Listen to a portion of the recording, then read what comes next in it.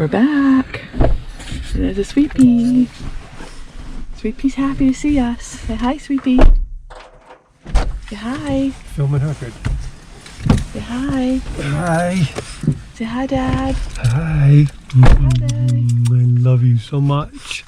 Did you have a nice rest while we were away? I hope you were warm. You love me too. Oh. Rick, so thank you, kisses. Thank you, kisses. Thank you, kisses. A sleepy breath. Hello. We love you. That was a lot of fun, I must say. Fun. Yeah. It was cold though. Yeah, it was cold, and Very cold. we're pretty much out of batteries. Exactly. We didn't expect it to be this long.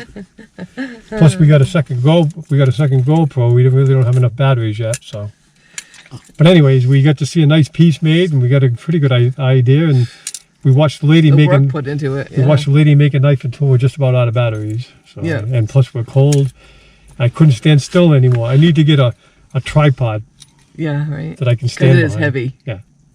I couldn't hold my arm up anymore, and my back was on the verge of blowing out. Don't want the back going out. No. Can you hold this for a minute so I can? You hold it while I give Sweet Pea a snack. Okay, get to see Sweet Pea have snacks. Sweet Pea have snacks. Important things. She's a beautiful girl.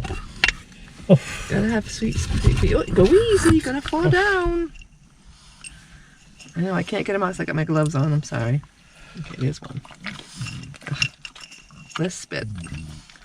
I'm glad I had double thermals. I wasn't cold. Oh, I'm frozen. I did warn you though.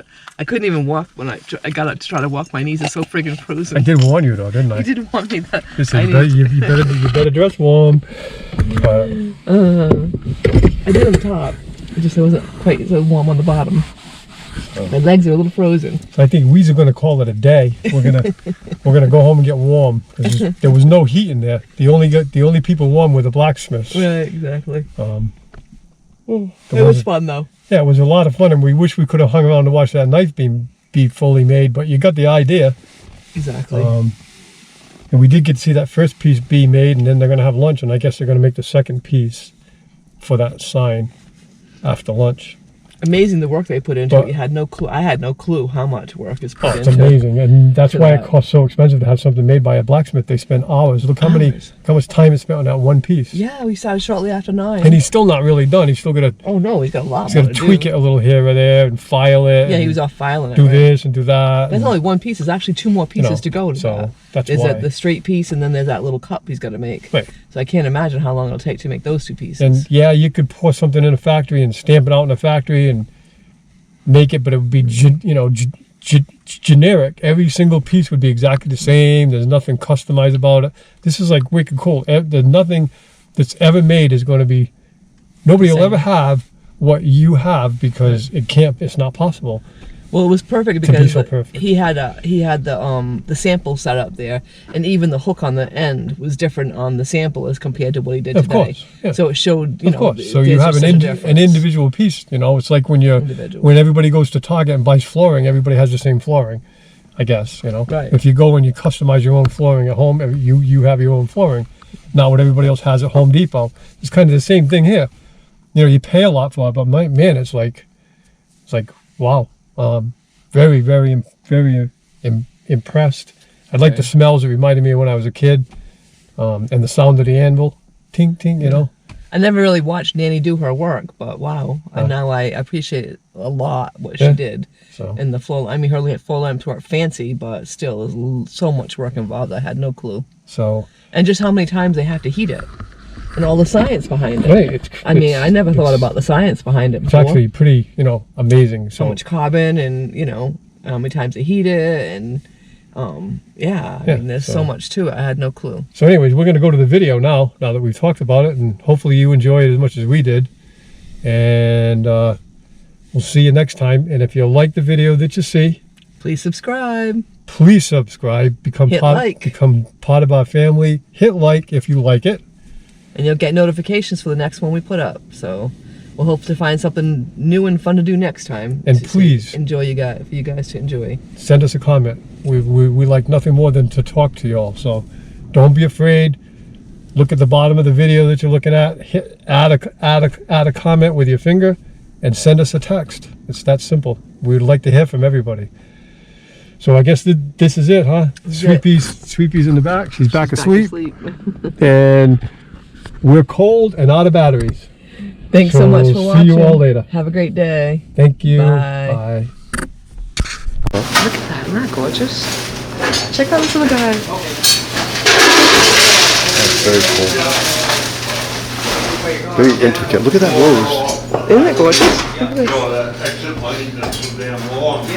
Wow. Catch the...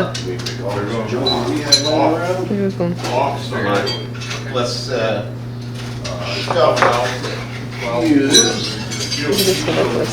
move stuff around. Beautiful. All your own chisels. Look at that. I didn't realize you could even do that. Yeah, It's like everything I needed a mold almost. as I built the demo project, I put the tool. Very cool. I'm gonna take that. I'm gonna take that. I took that card, so. Then I put Candy's tools in the box. This that is well maintained. If you're using a gas forge, it's really easy. You turn it on, right? Basically, not much more after that. Coal forges require a little more attention.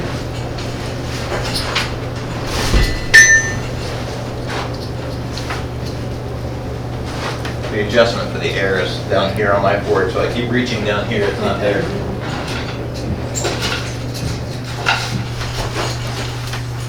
Alright, so I'm going to come over here, let's do it this way so you guys can all see a little better. So I'm going to come over here and blade off, approximately ½ an inch of material here.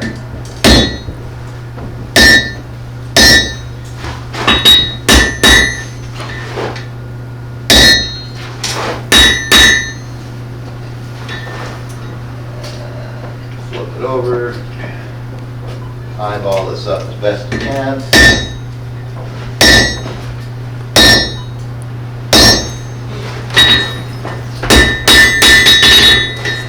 Hopefully you can see how the profile of that butcher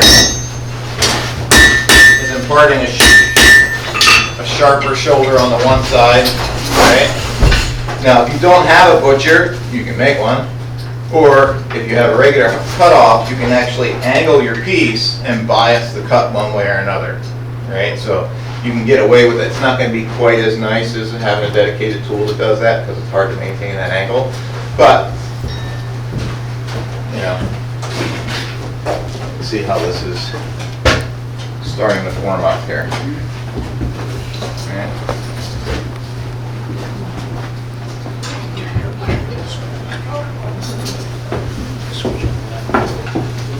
Easy to just stress the metal too much. I'm gonna finish evening this up. I'm not gonna go all the way to 3/4 inch. Because I will want some room for error. So what I've done is I started setting the piece off, so I'm not hitting the parent stock, the bigger portion of the bar.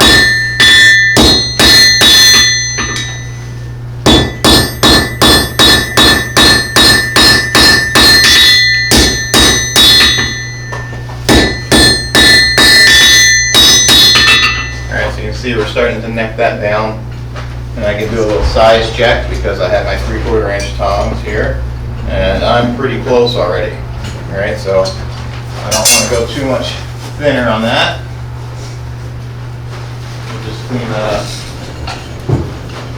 As I hammer down, that's going to widen, right? So I need to bring that back to that 1/4 inch thickness. It can be maybe a little thick because I can always file it down.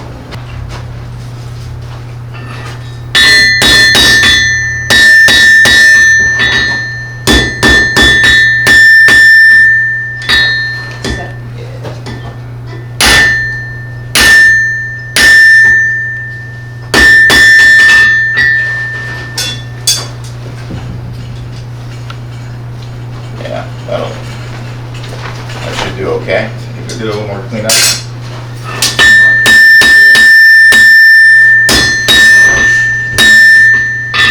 I have a little bit of misalignment here, so what I'll do is I'll end up just filing that back.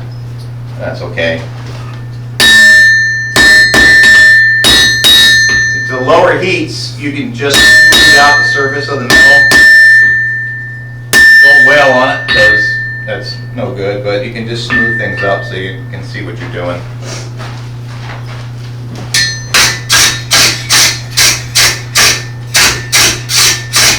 Do you have a hot rasp? Not yet. I'll leave that there, because that won't hurt the structure while I hold it from this side. I guess I could just set that filing for it if you want. Okay. This is Candace, by the way. This is my better half in every way, shape, or form. My boss at the school is our director of blacksmithing.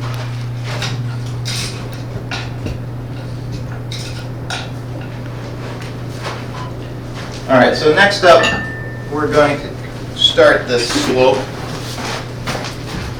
Come up this way. You can either do, I did a bit more of an arch down here. You can do it as a just kind of triangular, so it's whatever, you know, meets your aesthetic. And that'll elongate the piece a bit. And it'll also tend to thicken it up a little bit. So you don't have to dress all of that back, so you can make it a little more stout. Depends on how much you want to trade for length. The first thing I'm going to do is I'm going to try and get this piece down to my roughly 3/4 inch width here at the end, and then work backwards. Okay. When we get into what we have here, the stock is 6 times wider than it is thick, right? 1.5 inches versus 1/4 inch wide or thick. That presents some difficulties because you're well above the 2-to-1 ratio, which is kind of like the magic limit where stuff wants to collapse on itself rather than just forge into itself. And you'll find this with riveting especially.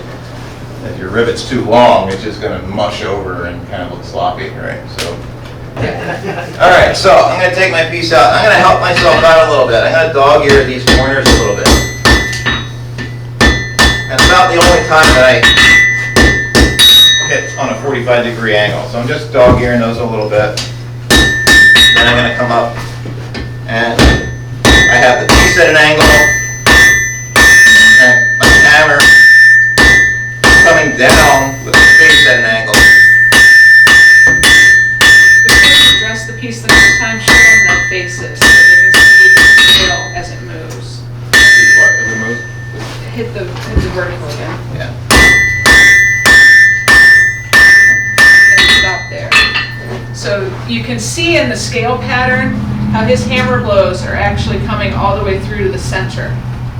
If you're not hitting adequately, the scale in the center will remain undisturbed and you'll only be hitting the edges. That's all that'll be moving. And when you look at it this way, you'll start to see it looks like an hourglass or an I-beam. The outer parts has enough energy to move, but the inner part doesn't. And that causes problems too. Yeah. And on the end, this point will move forward and this point will move forward and you'll get kind of a C shape here. Whereas now, this is somewhat flush or even bulged. And that's all just from the amount of force we're putting into it. It's the It's amount one of of- hammer. one of them, It's- yeah. That's a primary factor, but it's one of the factors. The accuracy of your hammer blow, the heaviness of your hammer blow, those things are... Adequate temperature here too, because the heaviness of Appropriate your hammer temperature. blow is relative to how plastic the metal is. And if you haven't reached that austenitic phase where it's changed structurally inside where it wants to be forged, it's resisting that. So therefore you need a lot more pressure to get the same thing. So you may be hitting it hard enough if it was hot, but not hitting hard enough when it's cold.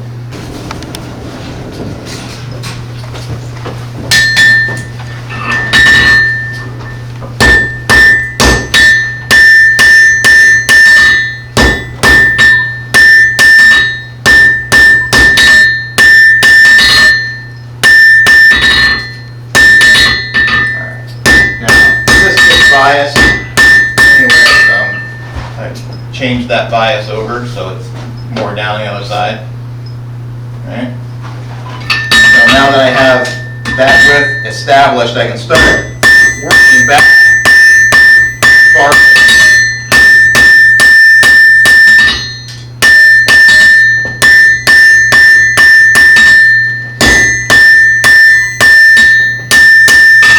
Get cold, go back in.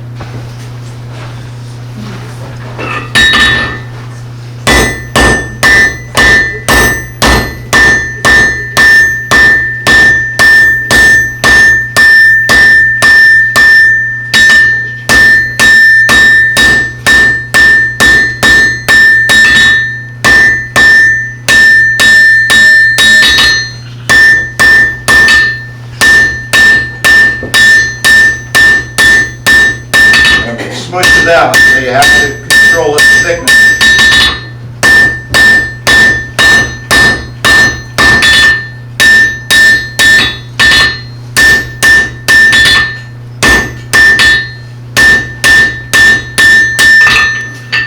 So slowly but surely you work it up. More difficult to forge than mild steel. And with McMaster Car and Amazon, you can get high quality tool steels almost overnight. So it's Just I picked up the old ledge at the yard sale ahead. So it's already nicely tapered, so I just wanted to tape it into a high tool, but I needed that case on that. I had no idea what to do about it. yeah. Well, think about your starting material and think about case hardening. And they didn't have any, you know, bespoke steels to use like this. They have all kinds of cool properties.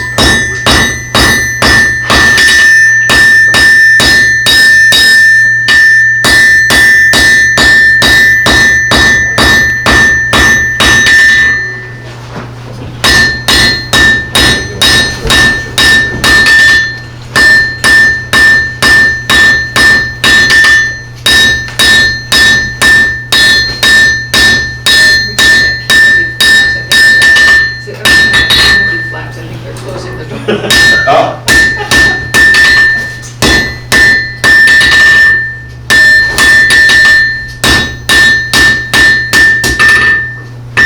Start to take shape.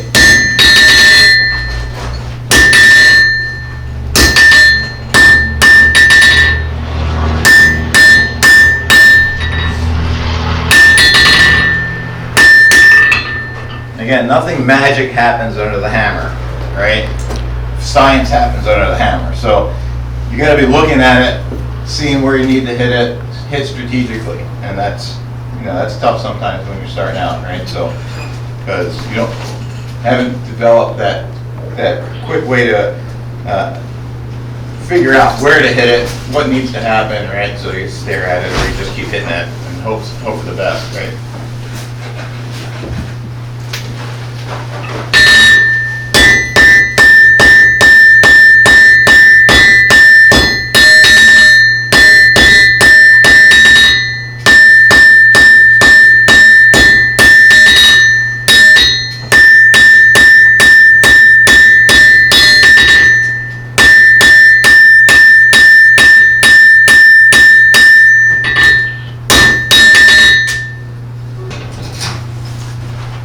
I'll do this sitting here where I'm hitting and lifting at the same time. Banana. Pushing and hitting at the same time. Great. So there's a lot of influence back here. What's going on?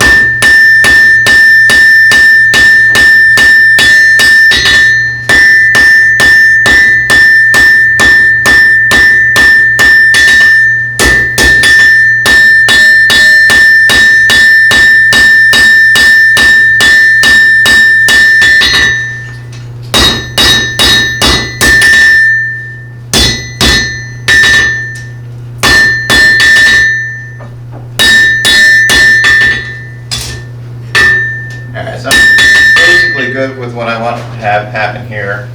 I want to do a little bit of dress up here, and you can be over there on the morning.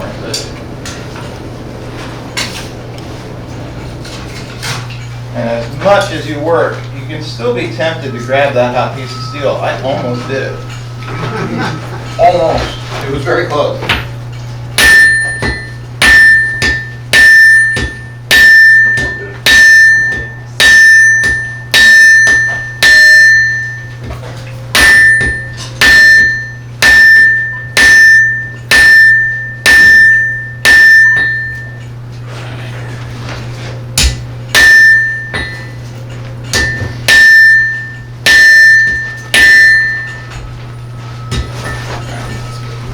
So, for giggles, we're going to have this little guy over here. So on the back side of this, I want to have that down on the anvil, and I want to create a little offset, create a little tongue of material that I can spread out, create a little fantail and forge up. That way, in case you want to tie some balloons or something,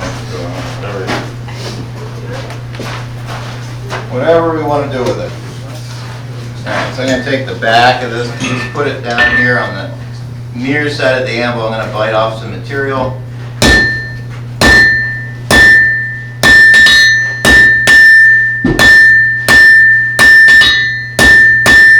And create that little step there that I can continue to draw out.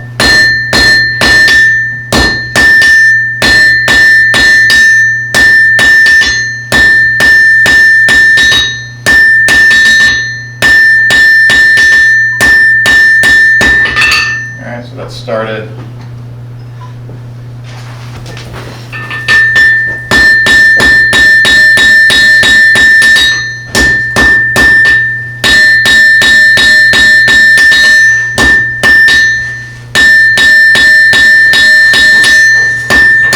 So it's probably nearly impossible to see what I just did there, so let me demonstrate a bit. Pretend this is the anvil here for a sec. So I put this on, hit, and drew back. And then I put it on a little less, hit, and drew back. And a little less, and hit, and drew back. So I got more work, because this area got hit on all three passes. So more work occurred over here, right? And then you can repeat that process. Bite in, draw back. You're only squishing between the anvil and the hammer, right? Put a little less on, put a little less on, right? So you're biasing your work and energy on that little tip. Be too likely to burn off. Going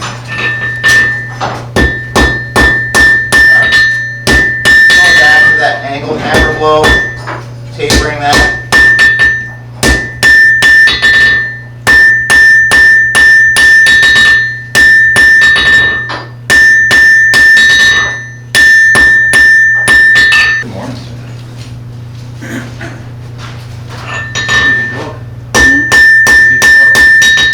They're home.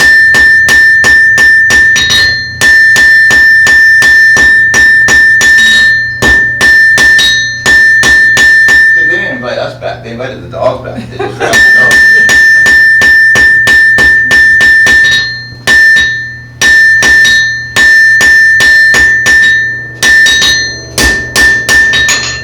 All right, so that's thinned out. That was what we started off with. Less than half an inch of material.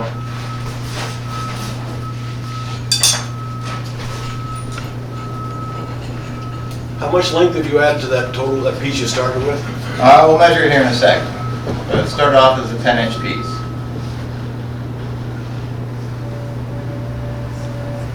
Now some of it I let go into thickness because it's going to be supporting something. But alright, so I'm just going to go ahead and round this up a little bit. So I'm knocking off the corners. Because when we do round, we do square, octagon, round. Because the universe hates us and won't let us taper in the round.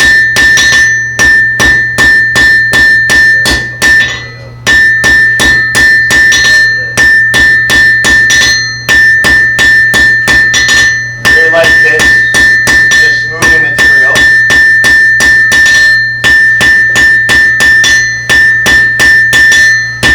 I only want the very end of it to be we're at about 14 inches right now. 14 and a quarter. Yeah. So 14 and a quarter with some increased in thickness. Yep. For about 3/4 of it.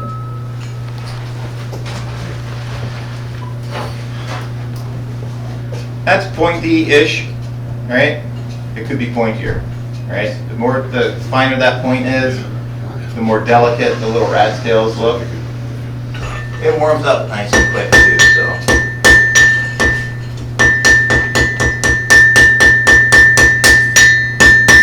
Only once you've actually done all the square octagon around it and 16 again, then you can roll it just to smooth it. Don't go straight to a roll. Alright? If you have facets and you're trying to roll it, all it's doing is catching those facets, and as you roll, it's twisting and twisting and twisting and twisting, and then it falls off.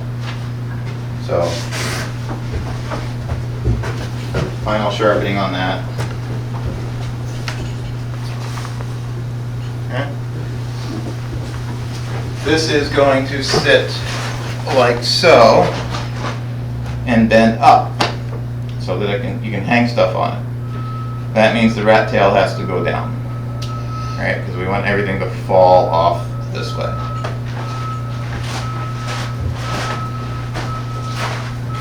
And then get talking. All right, so it's going to go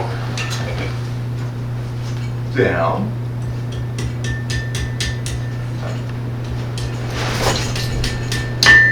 When you're making these little rat tails, make sure you hit it in lots and lots of different spaces so that you approximate a circle,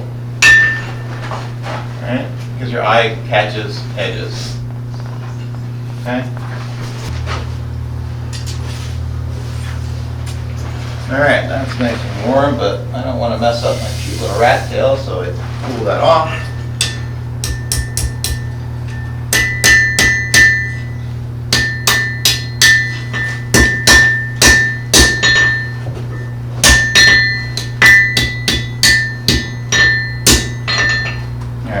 Bend it up here a little bit. You can make that rounder, you can make it square, right? Depends on where your heat is. Alright? Curve through there. Be very loose. Often we're working on flat stock. I tell them they should have an open-handed grip. Let it flame flat for the person who you're hitting. You're changing where you're hitting, you find that new flat spot, and then hit it, and do a job. But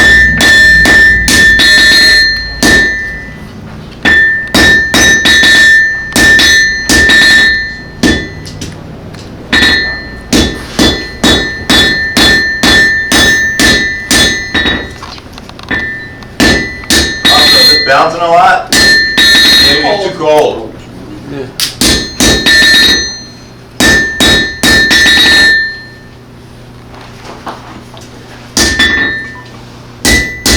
Alright, so the back's fairly straight. I want to just do a little bit to soften that.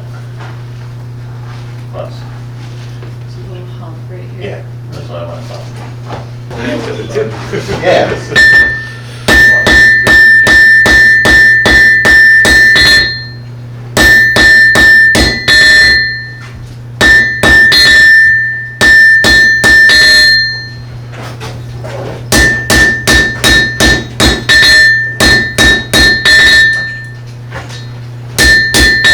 Parts about COVID was we were always wearing a mask at the school, so I'd go to blow off the scale and nothing would happen except my glasses would fog up. I'm sure other people had worse experiences. But that was about as bad as it got for me.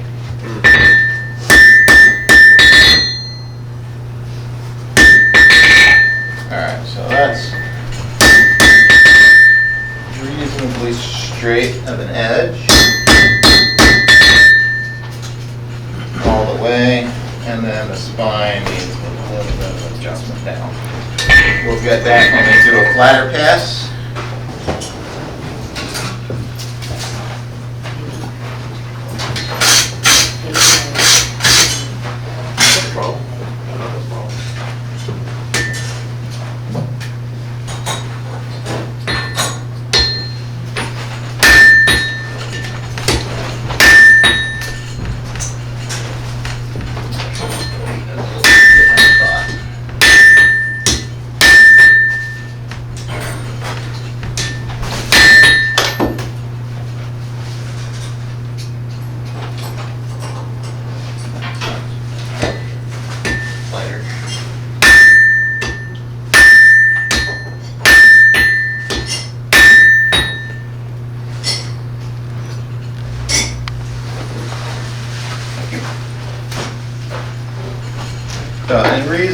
good shape.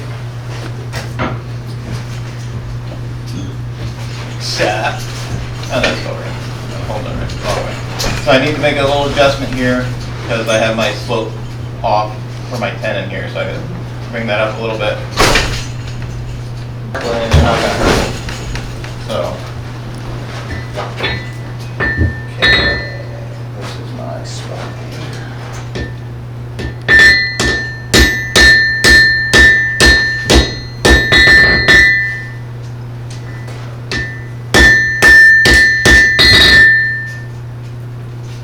That's better.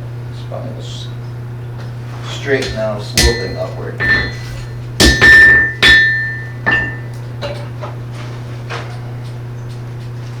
Better.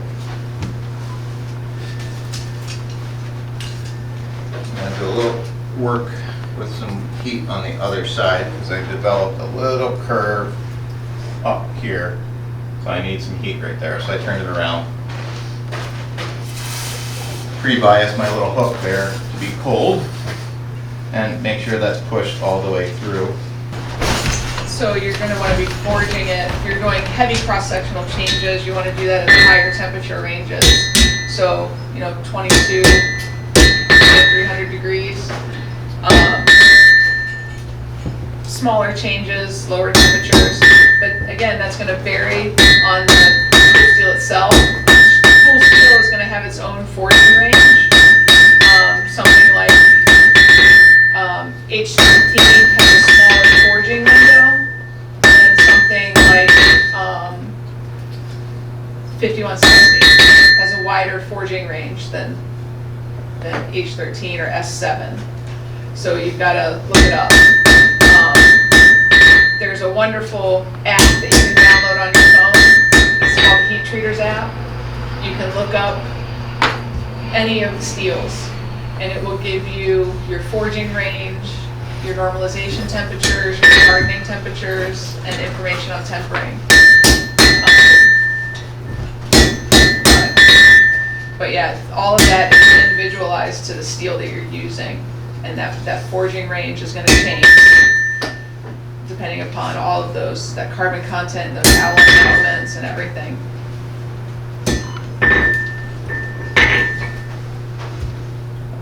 Trying to get things reasonably straight.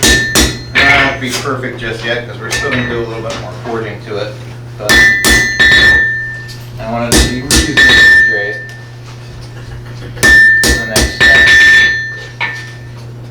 It's got a little twist to it. This way. It's got a little bit bow that way, but we got to punch some holes. So. Yeah. Do you have your slot punch out? I do. All right. So we have this in reasonably good shape. We have our little hook feature on the end. We have our mortise, which I'm holding on to right now, or my tenon, I should say. All right. So it should sit like so. We'll do a little bit of filing. I have about an inch or so of material. I'll get a little bit more when we expose that for filing, right? So we'll probably end up cutting off a little bit of that material. So you can see we got at least a 1/4 inch of material that'll come through, probably a little bit more once we file those square. We'll end up trimming off a little bit. And it basically came out the same as the other one, within a 1/4 inch or so. That's not too bad for consistency. All right. So we're gonna slot punch these. You can do round punches. I kind of like the look of this oblong punch here, right by the edge, and it pushes material out. I just like the aesthetic of that. It breaks up that line a little bit. So I believe where's that fancy ruler here, huh? And you've got all the nice tools. You're good. Yeah, I think they were 7 1/4 inches center to center. 1/4 inches up that line, which should be 9 1/4 from the same spot. All right. So I'm just using a silver pencil This is a fancy one they have at Tractor Supply. It's cool. And then just taking a center punch. It's fun to make your tools, right? It's really rewarding to make a tool, make something with tools that you've made. Center punches are good practice. You can make them pretty, you know, gives you some heat treating practice as well.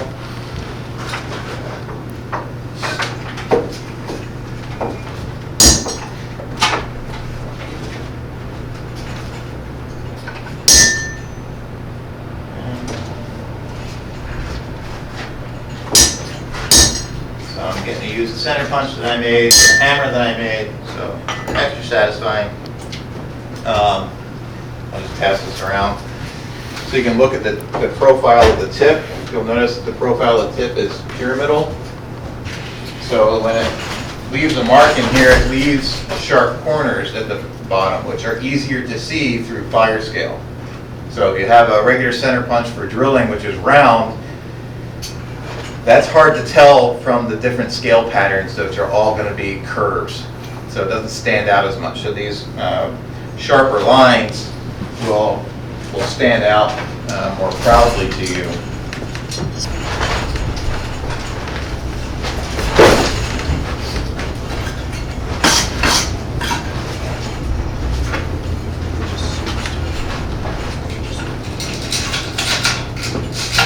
That's better. All right. So find your mark. There it is. Sometimes blowing on it will help you see it.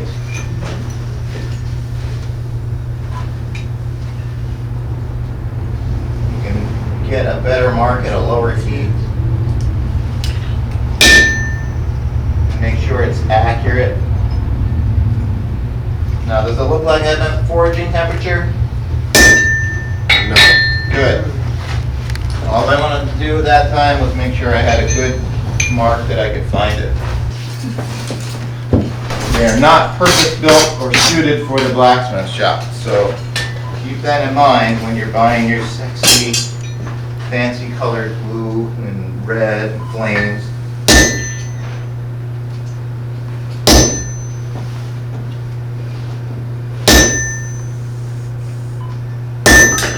Couple of hits, cool your tool. Sound different? Starts getting louder and tinier. Time to flip it over. You start to see this little shadow on the back, this little witness mark, shine line.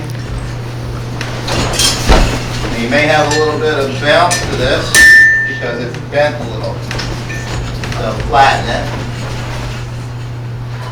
Line up on that shine line.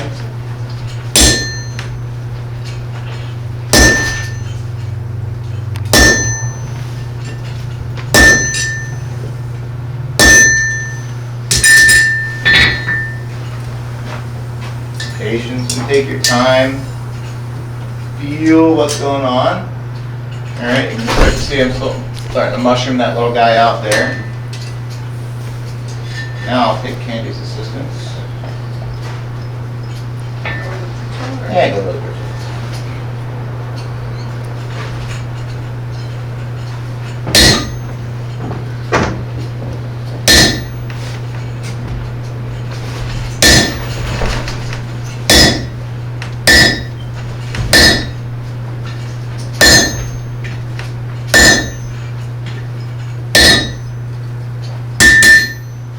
Almost. Thank you, Zach. That was just a piece of scale. Alright. So we'll come back through it. I can see daylight around it. Alright? Yes, that's smaller punch. No.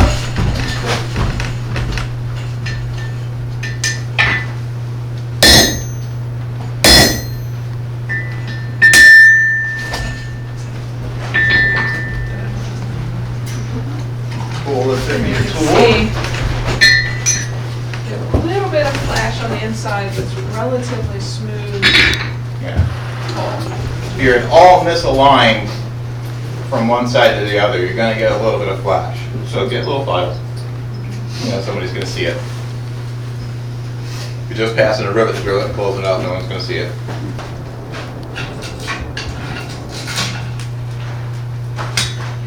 Alright, so there's my mark.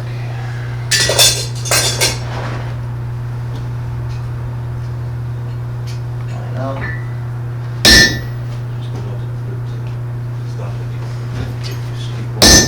Punch, hit your hand. That glove is good to have on too. Yeah, it's better than nothing. Alright, so I got my mark there. Got a little more. I'll go to town on it.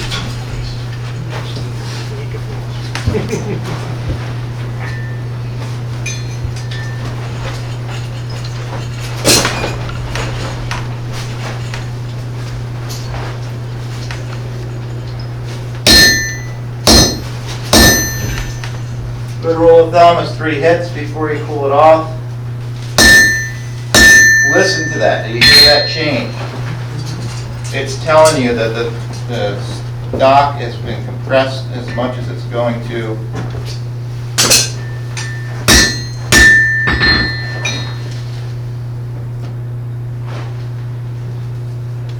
And you bottomed out.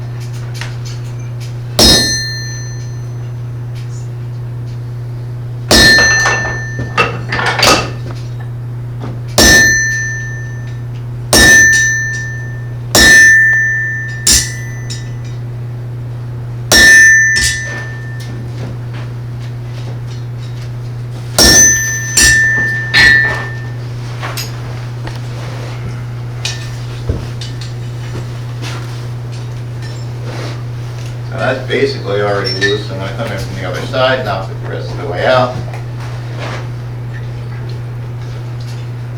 That'll help even out the swell.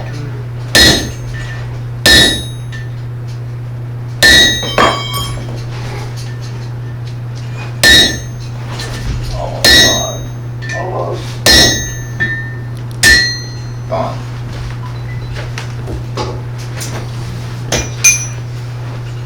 Two holes.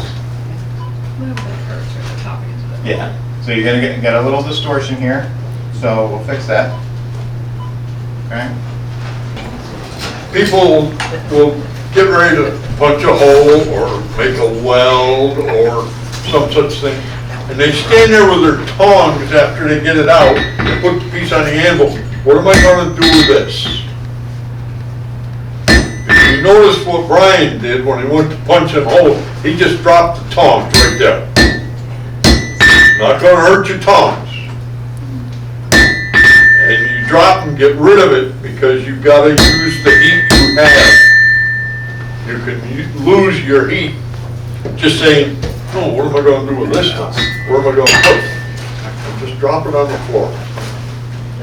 You now own, as a blacksmith, the phrase, strike while the iron is hot. It is yours. It is not for people that work in laundromats.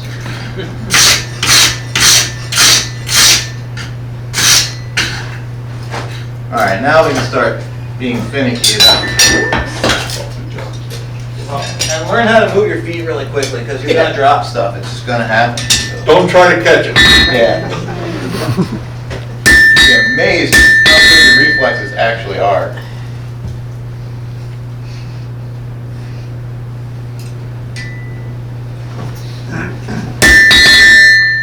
And again, hit it once and look at it.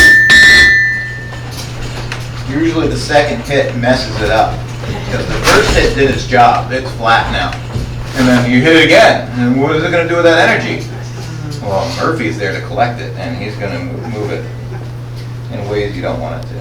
All right, cool. So everything but the hook is in decent shape. I have to get the boss's approval. Yeah, I said everything but the hook. It's really bothering me. You want that to be level at the top. I want this Don't touch it. curved down a little bit. Oh, you want it to go down and then come back? It's bothering me. She doesn't. All right, I she don't doesn't the like this aesthetics of aesthetic, it so going we're straight going to out change like it. that. It's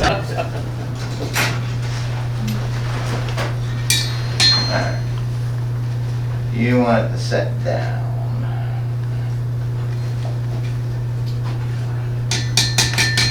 Down below. And then round it up a little bit. Yeah, that's better. It's just, coming straight up, it's just unappealing. Now you can curl it. You need to tweak this one a little bit so that the composition works. You know.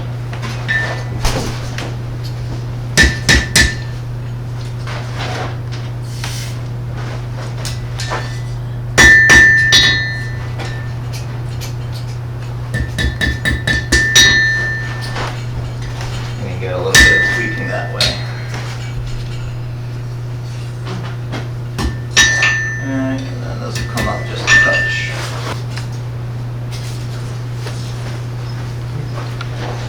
Preserve the rat tail by freezing it.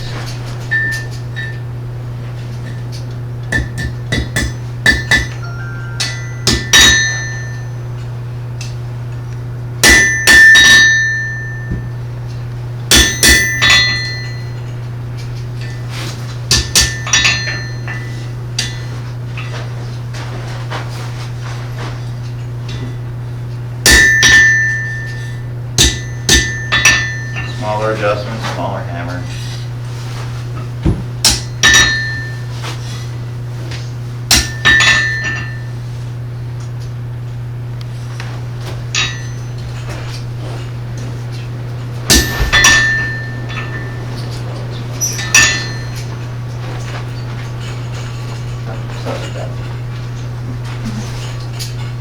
Yeah, I took care of it.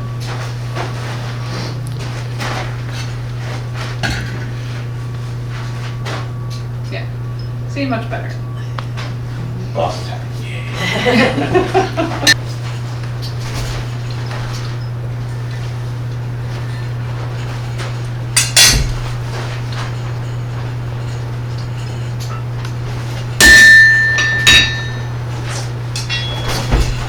Still want to just use my hand to bring that over. Yeah. Get good impression. That one's gonna get a little bit more.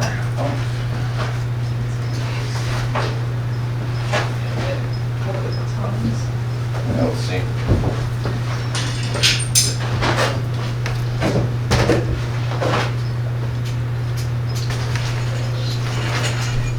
Can't feel through the glove.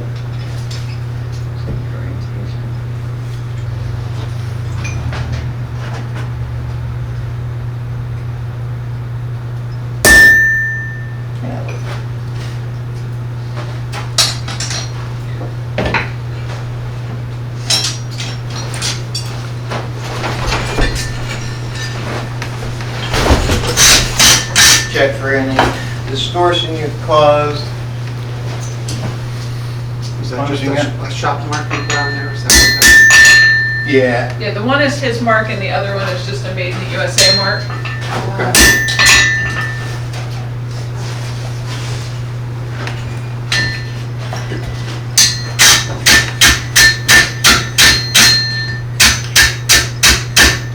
So the real maker's mark. Wax on the top. Yeah, perma.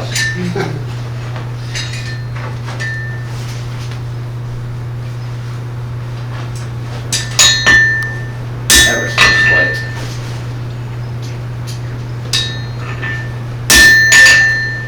And this is where you get obsessed. Okay, so we have nothing. I'm gonna let it air cool. Where's the one's on this side? All right. So we'll do a little touch-up filing on the inside there. All right, so you can see the little marks. Actually, I got that from another blacksmith friend of mine. She does little things like this. It's a really cute idea. I like this. Yeah, it's a simple little forging exercise, small stock. Small stock is interesting because it's harder because it cools off quicker and it's more fragile. So it's an exercise in maintaining your heat and working at appropriate pressures so that you don't fracture the materials. Yeah. And still being able to manipulate it smoothly. So, Oh, why did the school shut down during the pandemic? for our smithing classes, we shut down